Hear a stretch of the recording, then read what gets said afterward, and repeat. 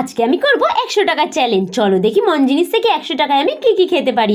রাত্রি 10টার সময় ভাবলাম যে অনেকদিন ধরে তো চ্যালেঞ্জ ভিডিও করি না, চলো সামনাসামনি মন জিনিসটায় গিয়ে দেখি কি আছে। বাট গিয়ে দেখলাম দোকান বন্ধ হয়ে গেছে, তাই একটু অটো করে চলে গেলাম, দূরে একটা মন জিনিস আছে। সেখানে গিয়ে কপালটা ভালো ছিল তাই দোকানটা খোলাও ছিল। তো গিয়ে এত জিনিস দেখে ভাবছিলাম এটা নিই সেটা নিই, বাট আমি তো করতে এসেছি 100 টাকার চ্যালেঞ্জ, তাই 100 টাকার মধ্যে জিনিসপত্র নিয়ে চলে আসলাম বাড়িতে।